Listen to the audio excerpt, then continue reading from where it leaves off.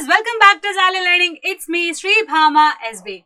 So, മക്കളെ നിങ്ങളുടെ academic year start ചെയ്യാൻ പോകണല്ലേ. ഒരു ന്യൂ അക്കാഡമിക് ഇയർ സ്റ്റാർട്ട് ചെയ്യാൻ പോകുന്നു. ഇനി വളരെ കുറച്ച് ദിവസങ്ങൾ മാത്രമേ ഉള്ളൂ. സോ വെക്കേഷൻ കാര്യങ്ങളൊക്കെ നിങ്ങൾ അടിച്ച് പൊളിച്ചിട്ടുണ്ടായിരിക്കും. അപ്പൊ എല്ലാവരും ഉഷാറായിട്ടിരിക്കുന്നുണ്ടാവും അല്ലെ.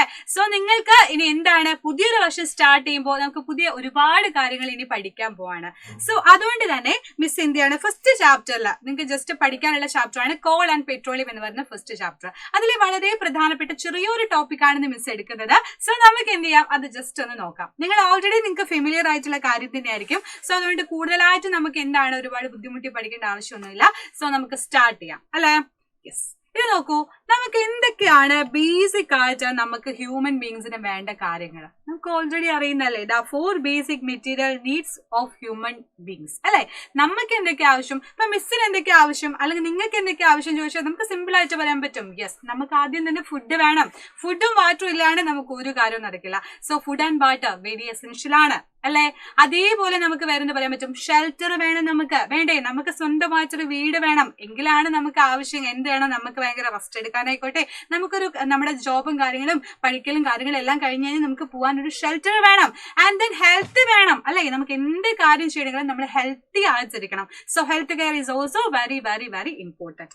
ദെൻ ക്ലോത്തിങ് അല്ലെ, നമുക്ക് ഡ്രസ്സുകൾ വേണം. അപ്പൊ നമുക്ക് ഇങ്ങനെ ബേസിക് ആയിട്ട് ഹ്യൂമൻ ബീങ്ങിന് എന്തെല്ലാം വേണം ചോദിച്ചാൽ നമുക്ക് സിമ്പിൾ ആയിട്ട് പറയാം. Food, shelter, cloth, health care എന്ന് നമുക്ക് വെരി വെരി സിമ്പിൾ ആയിട്ട് പറയാൻ പറ്റും. Okay fine.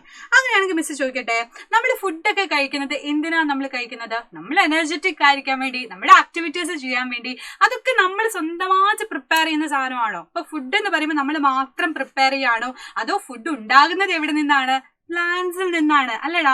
ഈ വെജിറ്റബിൾസ് ആയിക്കോട്ടെ, നമ്മളിതപ്പോ ഒരേ സാധനങ്ങൾ വെച്ചിട്ടുണ്ടല്ലോ മിസ്. ഇതാ വെജിറ്റബിൾസ് വെച്ചിട്ടുണ്ട്, ജങ്ക് ഫുഡ് വെച്ചിട്ടുണ്ട്. നിങ്ങൾക്ക് ഓരോരുത്തർക്ക് ഇഷ്ടം ഓരോന്നായിരിക്കും. അപ്പൊ ഈ വെജിറ്റബിൾസും കാര്യങ്ങളൊക്കെ നമ്മൾ ഉണ്ടാക്കണമെങ്കിലും അതിന് ബേസിക് ആയിട്ട് നമുക്ക് പ്ലാന്റ്സിനെ ആവശ്യമാണ് അല്ലെ.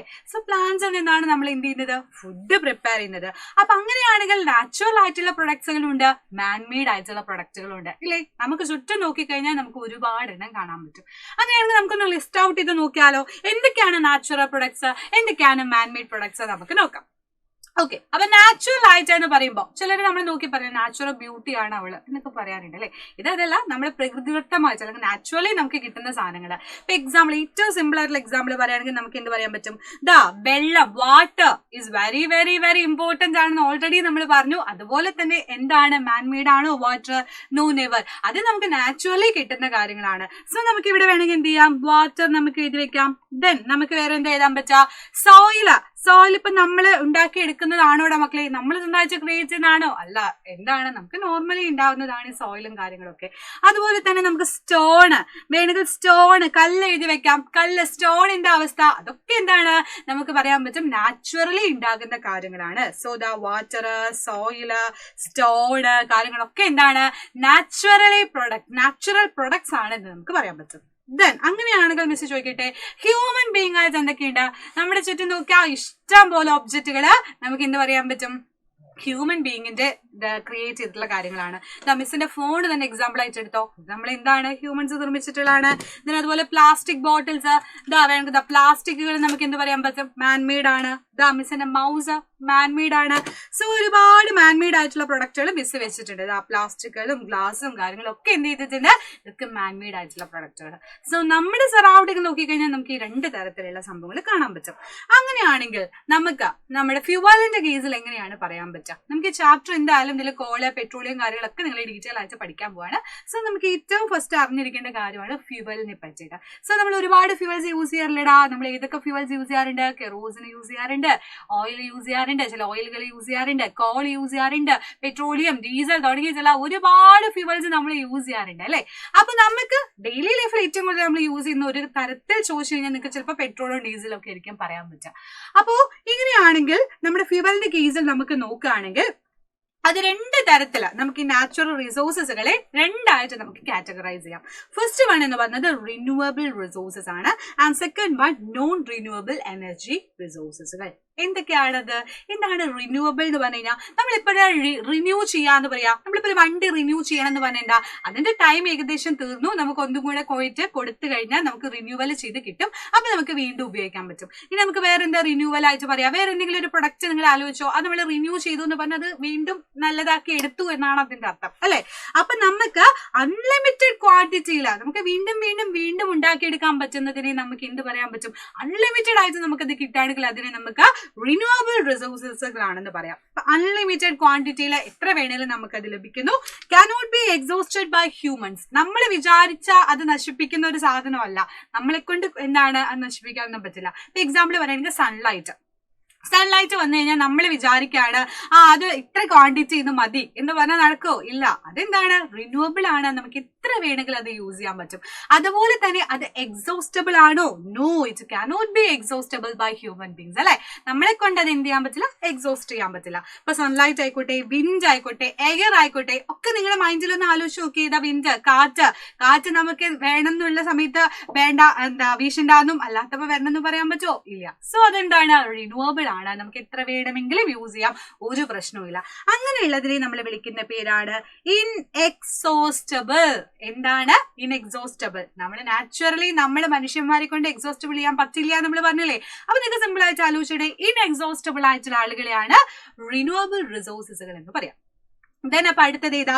നോൺ റിന്യൂവബിൾ റിസോഴ്സസുകളാണ്. നമ്മൾ നല്ല വില കൊടുത്ത് വാങ്ങിക്കുന്ന പെട്രോളും ഡീസലും കെറോസിനും ഒക്കെ നിങ്ങൾ ആലോചിച്ച് നോക്കൂ. അതെന്തുകൊണ്ടാണ് ഇത്രയും പ്രൈസ് റേഞ്ച് അതിന് വന്നിട്ടുള്ളത്? നമ്മൾ പറയില്ലേ, ഡെയിലി നമ്മുടെ ന്യൂസ് പേപ്പർ റീഡ് ചെയ്താൽ നമുക്ക് കാണാൻ പറ്റും ഡെയിലി അതിന്റെ പ്രൈസ് ഇൻക്രീസ് ചെയ്തുകൊണ്ടിരിക്കുകയാണ്.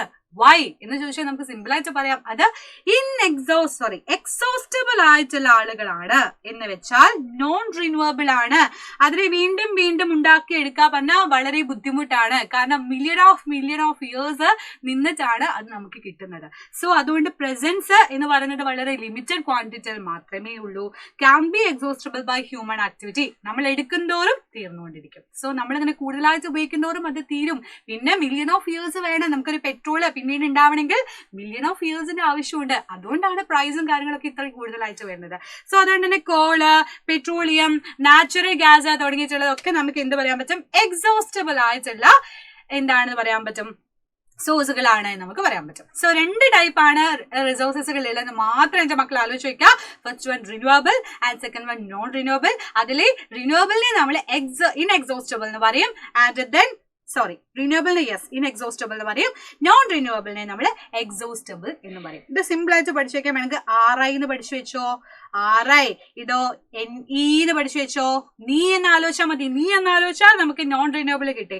Non renewable exhaustible. ഇതാ ഇതിന്റെ N, ഇതിന്റെ E. അത്ര ആലോചിച്ചാൽ നീ എന്ന് ആലോചിച്ചാൽ മതി. മറ്റേത് RI വേണമെങ്കിൽ വേണ്ട, നമുക്ക് എന്ത് ചെയ്യാം? RI തന്നെ പഠിച്ചു വെച്ചാൽ മതി. അങ്ങനെ നിങ്ങൾക്ക് ആലോചിച്ച് വെക്കാം. സിമ്പിൾ ആയിട്ട് നിങ്ങൾക്ക് ആലോചിച്ച് കിട്ടും അല്ലെ? അപ്പൊ ഇൻഎക്സോസ്റ്റബിൾ നാച്ചുറൽ resources എന്ന് പറയുമ്പോൾ these resources are present in unlimited quantity in nature and are not likely to be exhaustible by human activity. Example ആണ് സൺലൈറ്റ്, എയർ എന്നെല്ലാം പറയുന്നത് നമ്മൾ ഓൾറെഡി ഡിസ്കസ് ചെയ്തു. ആൻഡ് ദെൻ എക്സോസ്റ്റബിൾ ആയിട്ടുള്ളത് എന്ന് പറയുമ്പോൾ നമ്മുടെ പെട്രോളും ഡീസലും കോളും ഒക്കെ നമുക്ക് അതിന് എക്സാമ്പിൾ ആയിട്ട് നമുക്ക് പറയാം. Call, petroleum, natural gas and minerals, ഇതൊക്കെ നമുക്ക് എന്തിന് എക്സാമ്പിൾ ആയിട്ട് പറയാൻ പറ്റും? എക്സോസ്റ്റബിൾ ആയിട്ടുള്ള നാച്ചുറൽ റിസോഴ്സസുകളാണ് എന്ന് പറയാൻ പറ്റും. ഓൾറെഡി എനിക്ക് തോന്നുന്നു നിങ്ങളിത് പ്രീവിയസ് ക്ലാസ്സുകളിലൊക്കെ പഠിച്ചിട്ടുള്ള കേസാണ്. സോ അതുകൊണ്ട് കൂടുതലായിട്ട് ഇതിനെപ്പറ്റി എന്താണ് ടെൻഷൻ അടിക്കേണ്ട ആവശ്യമൊന്നുമില്ല. അപ്പൊ സെറ്റ് അല്ലടാ? അപ്പൊ എക്സോസ്റ്റബിൾ പറയുമ്പോൾ എന്താണ്? അത് ലിമിറ്റഡ് ക്വാണ്ടിറ്റിയിൽ കിട്ടുന്നു. And can be exhaustible by human activity ആണെന്ന് ആലോചിക്കാം. എക്സാമ്പിളുകൾ ആലോചിക്കാം. നമ്മൾ LPG ആലോചിക്കാം, അതേപോലെ തന്നെ കോൾ ആലോചിക്കാം. ദെൻ വേണമെങ്കിൽ അത് ആലോചിക്കാം. നിങ്ങൾക്ക് നാച്ചുറൽ ഗ്യാസസ് ആലോചിക്കാം ആൻഡ് LPG ആലോചിക്കാം. ഏത് വേണമെങ്കിലും നിങ്ങൾക്ക് എന്ത് ചെയ്യാൻ പറ്റും? ആലോചിച്ച് വെക്കാൻ പറ്റും. അപ്പൊ ഈ 2 പോർഷൻ വളരെ വളരെ വളരെ ഇമ്പോർട്ടൻറ്റ് ആണേടാ. നമ്മുടെ എപ്പോഴും എക്സാമിന് ചോദിക്കുന്ന പോർഷൻ ആയതുകൊണ്ടാണ് സെപ്പറേറ്റ് ആയിട്ട് തന്നെ മിസ് ഇത് എടുത്ത് പറയുന്നത്. പഠിച്ചു വെച്ചോ, എക്സാമ്പിളുകളും പഠിച്ചു വെച്ചോ. റിന്യൂവബിൾ സോഴ്സ് എന്താണെന്ന് പഠിച്ചു വെക്കുക, അതിനുള്ള എക്സാമ്പിൾ എടുത്ത് അവിടെ മിസ് വെച്ചിട്ടുണ്ട്. Solar, biomass, wind, hydro power ഒക്കെ നിങ്ങൾ ആലോചിച്ച് വെക്കുക. ആൻഡ് നോൺ റിന്യൂവബിളിന്റെ കേസിൽ oil, call, nuclear, natural gas ഒക്കെ ആലോചിച്ച് വെക്കുക. ഓക്കെ അല്ലേ, റെഡി അല്ലേ? സിമ്പിൾ ആയിട്ടുള്ള 2 കാര്യങ്ങളെ നമ്മൾ ഇന്ന് ഡിസ്കസ് ചെയ്തിട്ടുള്ളൂ.